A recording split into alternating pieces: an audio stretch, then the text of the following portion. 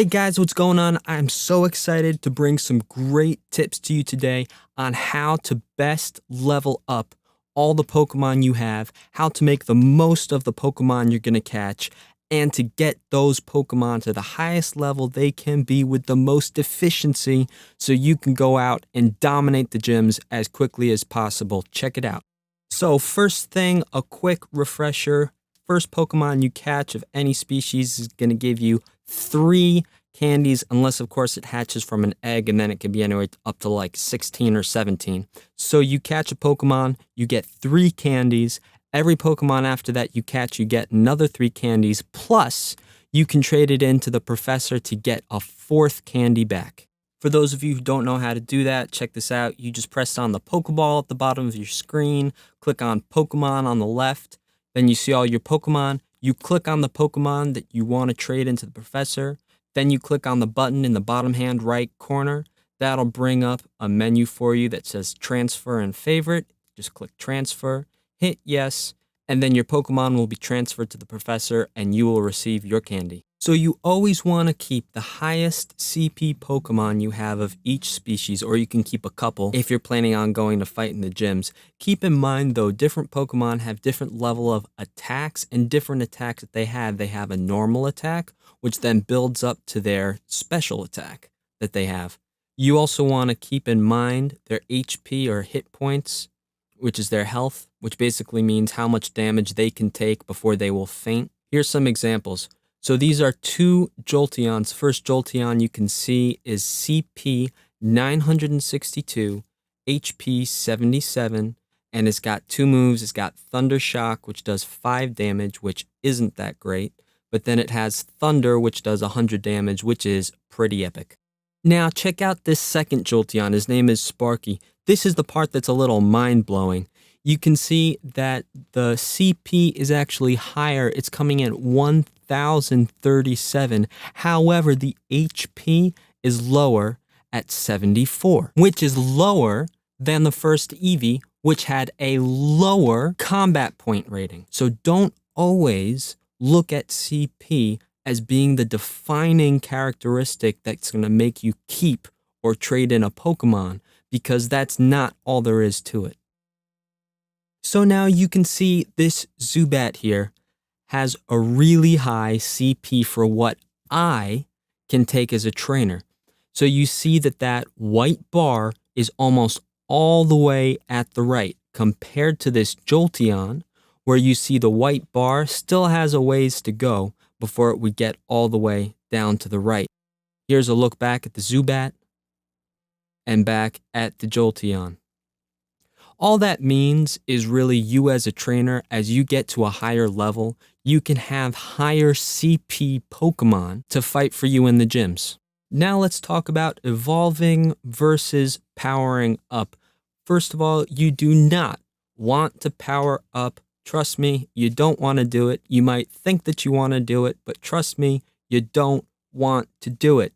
You want to evolve things, but you only want to evolve them at certain times. I'm going to get into that in just 1 second. The reason why you don't want to power up your Pokemon is because it's a waste of candy and it's a waste of your dust.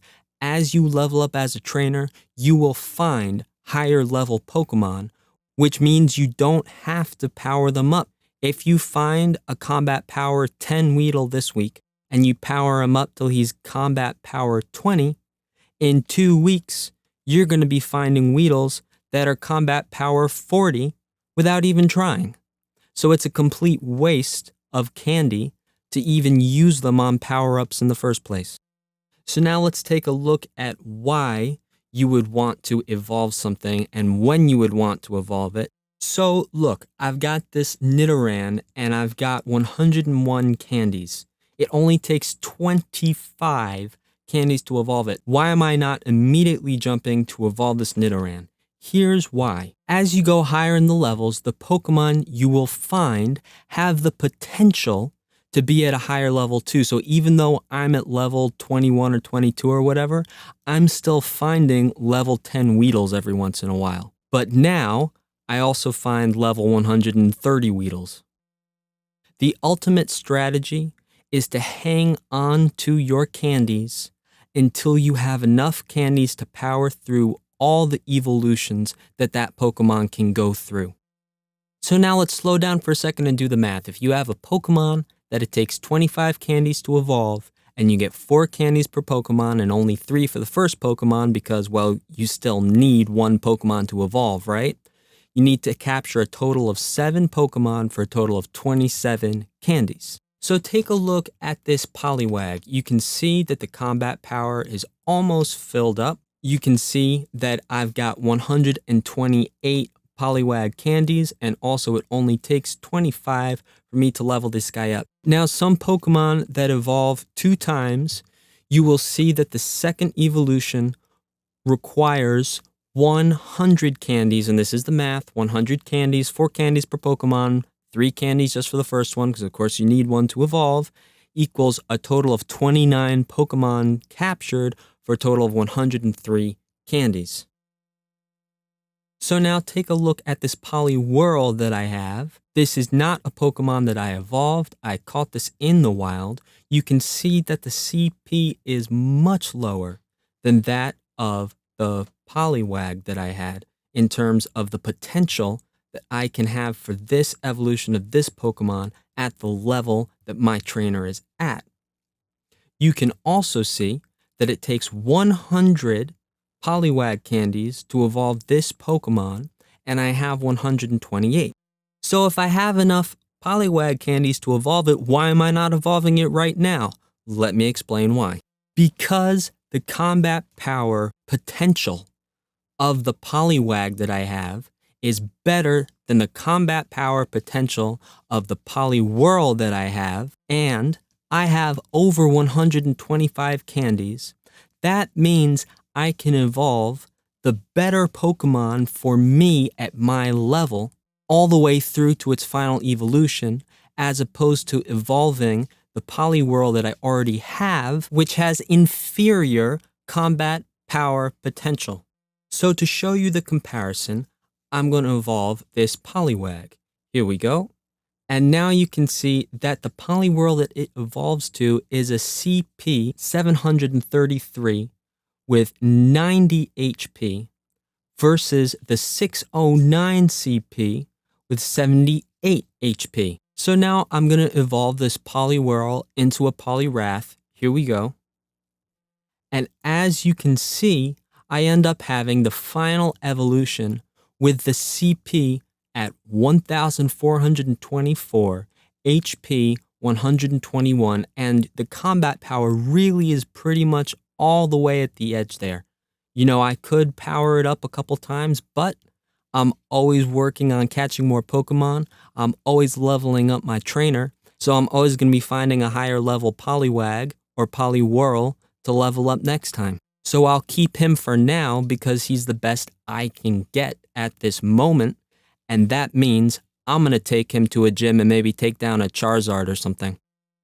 So even when you think about it mathematically, it just really makes sense because you only have to catch 6 more Pokemon after you have that 100 candies to evolve your second evolution Pokemon.